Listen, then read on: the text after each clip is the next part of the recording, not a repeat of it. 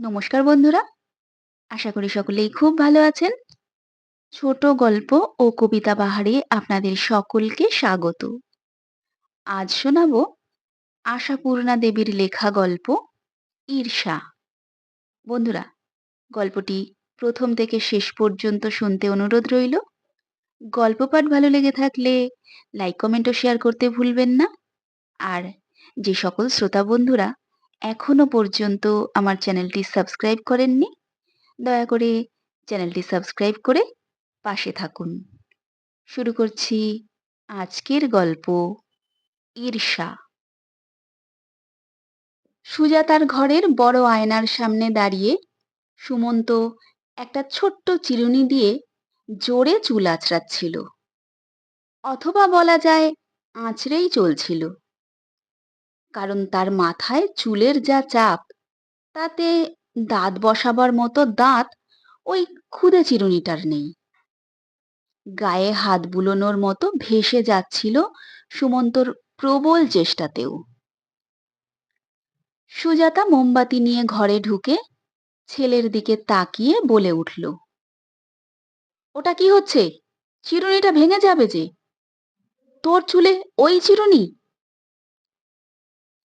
সুমন্ত একইভাবে হাত চালাতে চালাতে অগ্রাহ্যের গলায় বলল, তোমার চিরুনি নেওয়া হয়নি। সুজাতা ভুরু কুঁচকে বলল, চমৎকার, খুব ম্যানার্স শেখা হচ্ছে।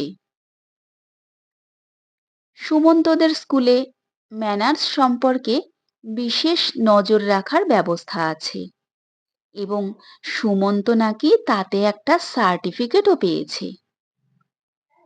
কিন্তু স্কুলের ব্যবহার স্কুলে, তাকে বাড়িতেও নিয়ে আসতে হলে পেরে উঠবে কেন? হাত পা খোলাবার জন্যে খেলা মাঠের দরকার হয় না। সুমন্ত মায়ের থেকেও অধিকভাবে ভুরুজোড়া কুঁচকে একবার মার মুখের দিকে তাকালো, কোনো কথা বলল না। আবার একই কাজ করতে লাগলো। আজকাল এই এক বাহাদুরি হয়েছে সুমন্তর। ক্লাস 11-এ উঠে পর্যন্তই বোধহয় হয়েছে। ইচ্ছে করে মা বাপকে অগ্রাহ্য দেখান, বাহাদুরি ছাড়া আর কি। তবে বাবা বলে, তুমি আর শাক দিয়ে মাছ ঢেকো না সুজাতা, বাহাদুরি নয়, লায়েক হওয়া। দেখো তোমার ওই ছেলে কদিন পরেই কি মূর্তি ধরে। এরকম সময় তোমার ছেলে বলাই বিধি। সুজাতা অবশ্য বাহাদুরি বলেই ধরে আছে এখনো। নতুন বড় হওয়ার সুখে এটা একটা নতুন শখ, এই আর কি। তবু ছেলের ওই ভুরু কুচকানো দেখে রাগে গা জ্বলে গেল এবং মাতৃ অধিকারের শক্তিটা কাজে লাগাতেই বোধহয় জোরে জোরে বলল, বেরোচ্ছিস কোথায়? বেরোচ্ছে, এটা সাজসঙ্গতেই বোঝা যাচ্ছে। সুমন্ত তখন চিরুনিখানা প্যান্টের হিপ পকেটে পুরে ফেলে ধীরে সুস্থে বলল, কোনো একদিকে নিশ্চয়ই। কেন, কিছু আনতে হবে? কিছু আনার ব্যাপারে অবশ্য সুমন্ত এখনো এক পায়ে খাড়া। 8-10 বছর বয়স থেকে হরদম ছেলেকে দোকানে পাঠিয়ে তার এই নেশাটি ধরিয়ে দিয়েছে সুজাতা। সুজাতা কঠিন গলায় বলল, না, কিছু আনতে হবে না, জানতে হবে। কি জানতে হবে? এই সন্ধ্যের মুখে লোডশেডিং এর মধ্যে যাচ্ছিস কোথায় সেটাই জানতে হবে। কেন, আমি কি হাজতের আসামি, তাই এক পা বেরোলেই বলে যেতে হবে? চমৎকার, ক্রমশই বেশ বোলচাল শেখা হচ্ছে। তোর বাবা এখনো কোথাও বেরোলে বলে বেরোয়, দেখিস না? স্রেফস ব্লেম মেন্টালিটি। বলে সুমন্ত সিঁড়ি দিয়ে নেমে যায় তরতরিয়ে। কিন্তু মায়ের মতো বেহায়া জাত আর কে আছে? তাই সুজাতাও সঙ্গে সঙ্গে নেমে যায় ২-৪ সিঁড়ি। চেঁচিয়ে বলে, বেশি দেরি করবি না কিন্তু, আকাশটা দেখ, দারুণ বৃষ্টি আসছে। কথার জবাব অবশ্য পায় না সুজাতা। ঘুরে এসে রাস্তার দিকের বারান্দাটায় সুজাতা দাঁড়ায়। তরতরিয়ে হেঁটে যাচ্ছে সুমন্ত। নেহাত ছেলে বলেই বুঝতে পারছে, নইলে দেখার কথা নয়। সত্যি, আকাশ কালো মেঘে ঢেকে গেছে। তার সঙ্গে চন্দ্র সূর্যের অমোঘ নিয়মের মতো লোডশেডিং এর অবদান তো আছেই। তবু হাঁটার ওই পরিচিত ভঙ্গিটা থেকেই হঠাৎ আবিষ্কার করে বসে সুজাতা, ওর গতিভঙ্গিটা ঠিক ওর বাপের মতো, গঠনভঙ্গিও। এই বয়সেই বাপের মতো লম্বা হয়ে উঠেছে, অর্থাৎ পুরো দৈর্ঘ্যটাই এসে গেছে ওর এখনই। এই তো কটা মাস হলো ক্লাস 9 পার করেছে। বড় তাড়াতাড়ি বড় হয়ে গেল ছেলেটা। ঘরে চলে এসে জানালা টানালাগুলো বন্ধ করতে করতে ভাবল সুজাতা, বাপের মতো আকৃতি পাচ্ছে, এই প্রকৃতিটা তো পাচ্ছে না। শ্রীমন্তর মধ্যে কত শান্ত, সভ্য, নির্বিরোধী ভাব, কাউকে উঁচু কথাটি বলতে জানে না। এই তো নতুন বাহাদুরিতে ছেলে তো শুধু মাকে কেন, বাপকেও ডোন্ট কেয়ার ভাব দেখিয়ে মজা পায়। সুজাতার ভয় হয়, ফট করে না ধাড়ি ছেলের গালে একটা চড় কষিয়ে দেয় শ্রীমন্ত। কিন্তু তেমন ভয়ঙ্কর ঘটনা ঘটে না, বড়জোর স্বগত মন্তব্য করে কিছু, মন্তব্য করে সরে যায়। ভালো ভালো, শিক্ষা দীক্ষা ভালোই হচ্ছে, ইংলিশ মিডিয়াম স্কুল তো। এই ব্যঙ্গটুকু অবশ্য সুজাতার উদ্দেশ্যে। 4 বছর বয়সে ছেলেকে পাড়ার স্কুলে ভর্তি করে দিয়েছিল শ্রীমন্ত, যে স্কুলে নিজে পড়ে বড় হয়েছে। তখন তো শ্রীমন্তর মা দিব্যি ডাঁটো। পাড়ার স্কুল বলে সুজাতা একটু খুঁতখুত করায় সতেজে বলেছিলেন, কেন, ওই পাড়ার স্কুলে পড়ে আমার মন্তু কি অমানুষ হয়েছে? তোমার ছেলে যদি আমার ছেলের মতো হয়, তাহলে পড়তে যেও বাছা। তবু 2 বছর পর থেকেই সুজাতা ইংলিশ মিডিয়াম বলে এমন অস্থির হলো, শাশুড়ি নিজেই বললেন, তবে দে বাবা, ছেলেকে সাহেবের স্কুলে ভর্তি করে দে।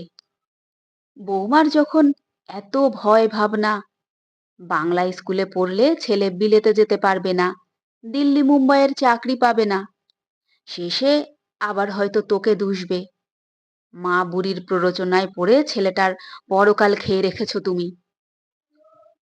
চোস্ত সতেজ কথাবার্তা ছিল মহিলার। হয়তো সেই জন্যই শ্রীমন্তর স্বভাবটা এত শান্ত শান্ত। বলতে গেলে মায়ের আওতাতেই তো জীবনটা কাটলো। মহিলা মারা গেছেন তো এই সেদিন, যখন সুমন্ত বেশ বড় হয়ে গেছে।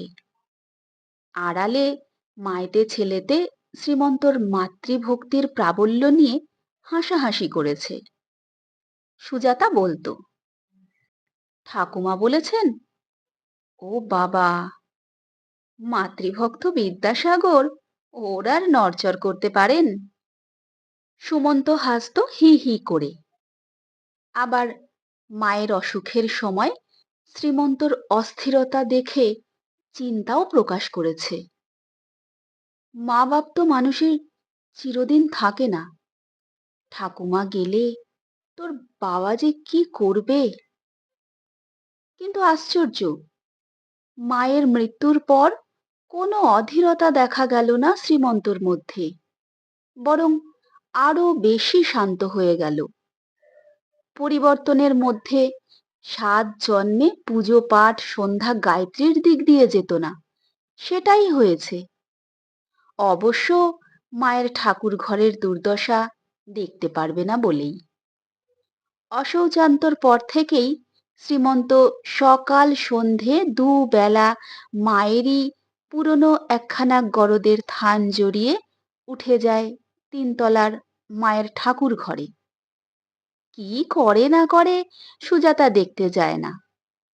তবে সকালে পুজো করে নেমে আসা শাশুড়ির কপালে যেমন ছোট্ট একটি চন্দনের টিপ দেখতে পেত, তেমনি ছোট্ট একটি টিপ শ্রীমন্তর কপালেও দেখতে পায়। ভাত খেতে বসেও রয়ে যায় সেটা, অফিস যাবার সময় মুছে ফেলে। সুমন্ত এক একদিন হেসে হেসে বলে, বাবা নির্ঘাত একদিন বোস্টম হয়ে যাবে মা, তুমি দেখো। সুজাতা তো ছেলের কথায় সায় দেবেই। ছেলেকে নিজের পক্ষে রাখতে না পারলে পৃষ্ঠবল কোথায়? শ্রীমন্তকে তো কোনো দিনই ঠিক নিজ পক্ষ করে তুলতে পারেনি। মরে গিয়েও যেন ছেলের জীবনের বেশ খানিকটা নিজের দখলে রেখে দিয়েছেন সেই পরলোকগতা। অথচ কি বুদ্ধিশুদ্ধিহীন গ্রাম্য মহিলাই ছিলেন। আশ্চর্যই লাগে। শ্রীমন্তকে তো বুড়ো বয়স পর্যন্ত বকে ধুরধুরি নেড়ে দিতেন। এটি তারই ভাষা। পান থেকে চুন খসলে রক্ষে রাখতেন না। শ্রীমন্তর ছোট বোন খুকুর শ্বশুরবাড়ি ভবানীপুরে। এই ঢাকুরিয়ার বাড়ি থেকে নেহাত কম দূরে নয়। তবু প্রতি সপ্তাহে বোনকে দেখতে যাওয়া চাই চাই। কোনো কারণে একটা সপ্তাহ বাদ গেলেই মহিলা অনায়াসে বলতেন, তোর যে একটা বাপ মরা ছোট বোন আছে, সেটা বোধহয় এবার ভুলতে চেষ্টা করছিস মন্তা। আর আশ্চর্য, শ্রীমন্ত রেগে দুকথা শুনিয়ে দেওয়ার বদলে পরদিনই বোনের প্রিয় খাদ্য গড়িয়াহাটার দোকানের ডালমুট, আমসত্ত্ব, সোনপাপড়ি নিয়ে ছুটত তার কাছে। মাতৃভক্তির পরকাষ্ঠাতেই বোধহয় এখনো হপ্তায় হপ্তায় খুকুর বাড়ি যাওয়াটি অব্যাহতই আছে। আজই তো যাবার সময় বলে গেছে, খুব সম্ভব খুকুর বাড়ি হয়ে আসব, দেরি হলে ভেবো না। সুজাতা বলে ফেলেছিল, এই তো গেলে সেদিন। শ্রীমন্ত কিছু বলেনি, জুতোর ফিতে বেঁধে হাত ধুয়ে চলে গিয়েছে। তা বলে সুজাতার ছেলের মতো ভুরুও কোঁচকায়নি। দেরি হলে ভাবতে বারণ করেছিল শ্রীমন্ত, তবে দেরি করল না, এসেই গেল ঠিক সময়ে। বলল, খুব বৃষ্টি আসছে মনে হলো, তাই আর নামলাম না, টানা চলে এলাম। এসেই যথারীতি মায়ের ছেঁড়া গরদ গায়ে জড়িয়ে সবে ঠাকুর ঘরে গিয়ে উঠেছে। আর তখনই নেমে এলো সেই বৃষ্টি, যে নাকি এতক্ষণ নামবো নামবো করে ভয় বাড়াচ্ছিল। কিন্তু ভয়ের কি থাকতো যদি সুমন্তও বাড়ি থাকতো? বাড়ির লোকেরা যদি বাইরে না থাকে, বেদম বৃষ্টির মতো মজার কি আছে? কিন্তু এখন বাড়ির আসল লোকটাই তো বাইরে। এখন ক্রমশ যত বাজ বিদ্যুৎ আর মেঘের দাপট বাড়ছে, ততই সুজাতার প্রাণের মধ্যে হু হু করছে, আর আপন মনে ছেলের উদ্দেশ্যে বলে চলেছে, পাজি হতভাগা ছেলে, এত করে বললাম, শোনা হলো না কথা। কোথায় গিয়ে পড়েছিস, কিভাবে ভিজে ঢোল হয়ে ফিরবি ভগবান জানেন। দেখতেই লম্বা হয়েছে, আর মনে করছো মস্ত লায়েক হয়েছি। আসলে তো পটকা, সে হুঁশ আছে, এক্ষুনি কাশতে শুরু করবি। আপন মনে অনুপস্থিত ছেলেকে কাঠগড়ায় দাঁড় করিয়ে বকেই চলে সুজাতা। সামনাসামনি তো একটা কথা বলার সাহস নেই। বৃষ্টি কমবার নাম নেই। বরং বাজ বিদ্যুতের সমারোহ বাড়ছে। আশ্চর্য, শ্রীমন্ত দিব্যি নিশ্চিন্ত মনে টঙে চড়ে বসে আছে।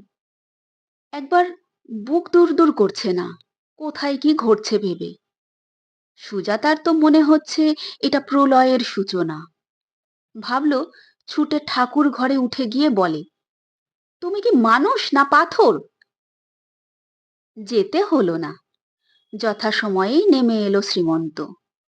থান গরদ ছেড়ে সুতি ধুতি পরে চায়ের টেবিলে এসে বলল, বাবু বুঝি এখনো ফেরেননি?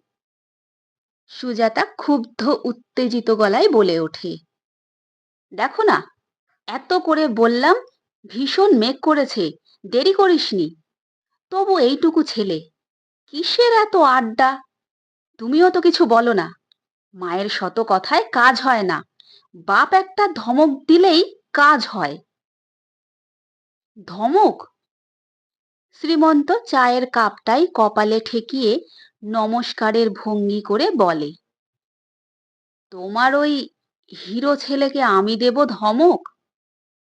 বলে নিশ্চিন্তভাবে চায়ের কাপে চুমুক দিতে থাকে। কড়কড় করে আবার বাজের শব্দ। সুজাতা অস্থির হয়ে জানালা খুলে দেখতে যায়। শ্রীমন্ত বলে, ওটা কি হচ্ছে? ঘর যে ভেসে যাবে।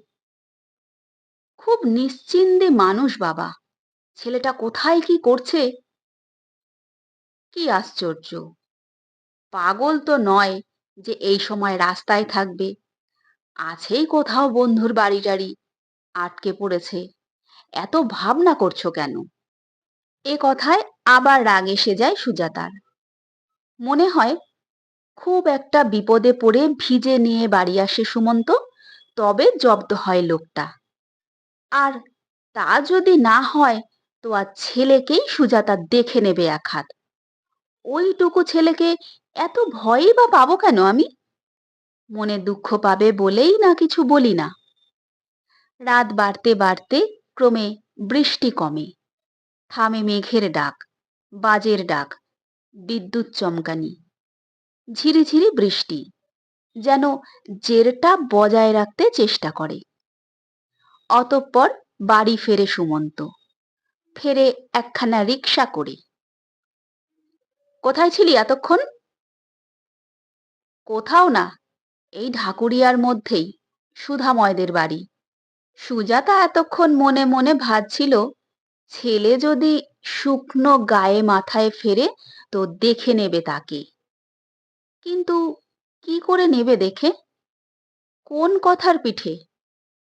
ছেলে যদি বলে, তা তুমি যদি ভাবতে বসো আমি বাজ পড়ে মারা গেছি, তা কষ্ট তো পাবেই। আমি কি কচি খোকা যে তুমি একেবারে অস্থির হয়ে উঠলে? সুজাতা ভারী মুখে বলে, অস্থির কি সাধে হই? কচি খোকা নও বুঝলাম, ধাতটি তো খোকারই মতো। এই যে জোলো হাওয়াটি লাগিয়ে এলি এতক্ষণ, রাতেই কাশতে শুরু করবি। বলছিস তো ভিজিসনি। কই দেখি মাথাটা, যা চুলের রাশ, মুছে দিই ঘষে। সুজাতা ছেলের মাথায় হাত দিয়ে দেখতে আসে। এক ঝটকায় মার হাতটা ঠেলে দিয়ে বলে ওঠে সুমন্ত, আহ, ভেবেছ কি তুমি? বাড়াবাড়ির একটা সীমা আছে বুঝলে? নিজেই তোয়ালে দিয়ে ঘষে ঘষে মাথাটা মুছে নিয়ে জামা বদলে শুয়ে পড়ে গিয়ে। সুজাতা স্তব্ধ হয়ে তাকিয়ে থাকে। শ্রীমন্ত ওর ঘরের দরজায় এসে একটু হেসে বলে, "হুঁ, কিরে, মার ওপর রাগ করে না খেয়ে শুয়ে পড়লি?" রাগ আবার কি? সুমন্ত পাশ ফিরে বলল, সুধাময়ের মা ছাড়লেন না, জোর করে ওদের সঙ্গে খিচুড়ি বেগুনি ডিম ভাজা খাইয়ে দিলেন। ও, তাহলে তো আজ মজার দিন গেল। শুনলে তো? শ্রীমন্ত বলে উঠল, বন্ধুর বাড়ি খিচুড়ি বেগুনি ডিম ভাজা। যাক, বেচারি, আমরা আমাদের রুটি তরকারি নিয়ে বসি গে, যথেষ্ট রাত হয়ে গেছে। এখন আর লোডশেডিং নেই। দালানের দুটো আলোই জ্বালা। খাবার টেবিলের সামনের দেওয়ালে শ্রীমন্তর মার যে মস্ত ফটোখানা টাঙানো রয়েছে তার উপর আলো এসে পড়েছে। খেতে বসে শ্রীমন্ত যথা নিয়মে আগে সেই ছবির দিকে নীরব প্রণামের ভঙ্গিতে একটু চোখ ফেলে খাবারে হাত দেয়। আর কেন কে জানে সেই মুহূর্তে ভয়ানক একটা জ্বালায় সুজাতার ভিতরটা তোলপাড় করে দু ঝলক গরম জল এসে যায় দু চোখের কোলে। ওই অতি সাধারণ প্রায় অশিক্ষিত গ্রাম্য চেহারার মহিলাটির উপর ভয়ানক একটা ঈর্ষা অনুভব করে সুজাতা। বন্ধুরা, ঈর্ষা গল্পটি এখানেই শেষ হলো। আমন্ত্রণ রইল পরবর্তী গল্প শোনার জন্য।